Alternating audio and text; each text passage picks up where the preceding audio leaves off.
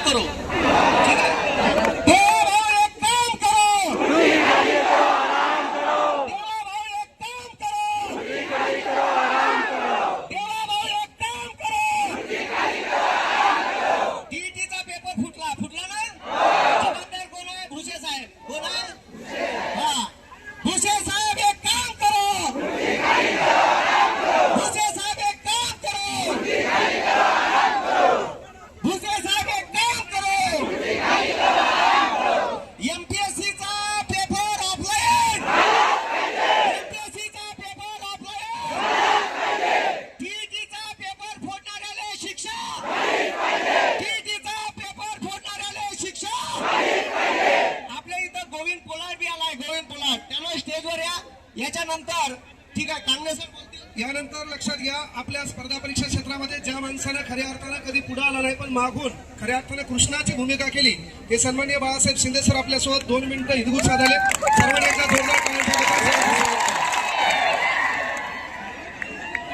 सर्व विद्यार्थ्यांना मी आश्वासित करतो की एक मिनिट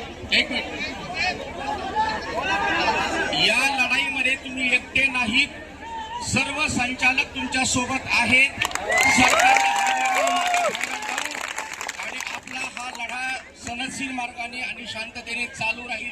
मी आपल्या पाठीशी आहे. आर्थिक, मानसिक आणि शारीरिक सगळ्या बाबतीत सगळ्या संचालक तुमच्या आणि ह्या ज्या मागण्या आहेत त्या मुलांच्या रास्त मागण्या आहेत. इथं जे सगळे कर्मचारी आहेत, शासकीय असतील, पोलीस लोक असतील, सगळे असतील, त्यांचे मुलं यांच्यामध्ये आहेत. सगळे एकाच नावातले प्रवासी आहेत, म्हणून त्यांनी पण आम्हाला सहकार्य करावं आणि या मागण्या मंजूर करून घेण्यासाठी हे आंदोलन सक्सेसफुल करावं. याला कुठेही गालबोट लागणार नाही याची काळजी घ्यावी. धन्यवाद. आपण विद्यार्थ्यांच्या मागण्या या ठिकाणी मांडायच्या आहेत. त्या विद्यार्थ्यांच्या मागण्या या संविधानिक मार्गाने आपल्याला या ठिकाणी पूर्ण करून घ्यायच्या आहेत. यासाठी कृपया सर्वांना विनंती आहे की आपण बोलत असताना वेळेचं भान ठेवावं, कारण इथं अनेक तज्ज्ञ मंडळी आलेली आहेत आणि विशेषतः सर्व महाराष्ट्रातील शिक्षकांचं आणि विशेषतः छत्रपती संभाजीनगरच्या सर्व आमच्या शिक्षकांचं कौतुक करतो. यानंतर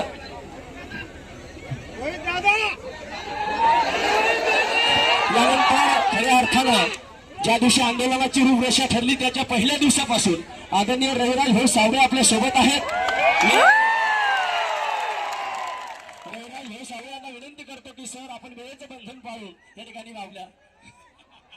ठीक आहे, चालेल. यस.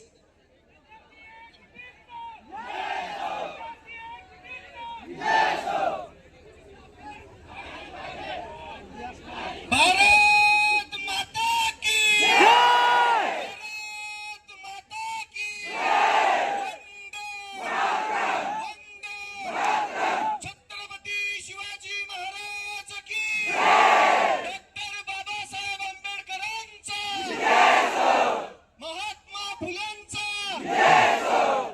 एमपीएससीची परीक्षा एमपीएससीची परीक्षा ऑनलाईन करायची.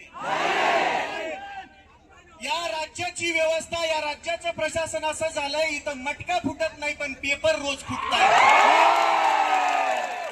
लेकरांची स्वप्न विकत असताना लाचा कशा वाटत नसतात हा मला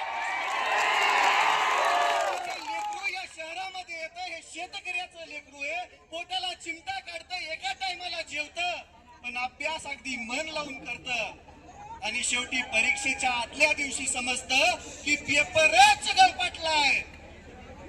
मग याच्यामध्ये चूक कोणाची?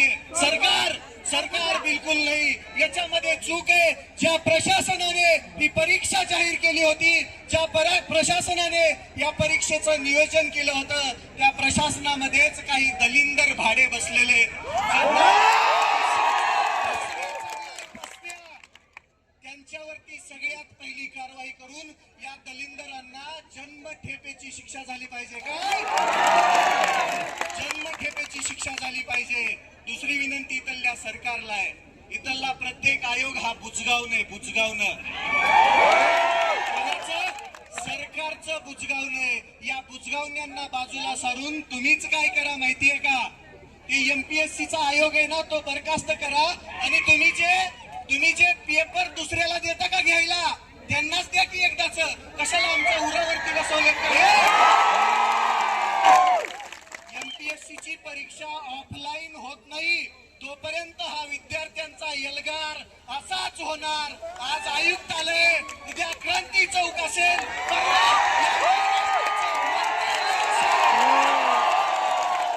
विद्यार्थी एकजुटीचं, विद्यार्थी एकजुटीचं. ही आहे क्रांतीची जागा, छत्रपती संभाजीनगर. तुम्ही सर्व एवढ्या ताकदीनं इथं उपस्थित राहिलात. या सरकारच्या मनामध्ये धडकी भरायला वेळ लागणार नाही. ही एकजूट कायम ठेवूया आणि लढूया जोपर्यंत न्याय भेटत नाही, जोपर्यंत आपला हक्क आपल्याला भेटत नाही. स्टेनोग्राफरची पदं यांनी गोठवली आहेत. त्या लेकरांची मागणी बऱ्याच दिवसापासून आहे. माझी मुख्यमंत्री महोदयांना विनंती आहे, तुम्ही जे हे 2-4 विभाग सोडले तर सगळीकडची स्टेनोग्राफरची पदं बंद केलेली इथं ती पूर्ववत करा. लेकरांवरती अन्याय करू नका. एवढं बोलतो, थांबतो. जय हिंद, धन्यवाद रे भाऊ. इन्कलाब जिंदाबाद, इन्कलाब. यानंतर आदरणीय रविकांत भाऊ तुपकर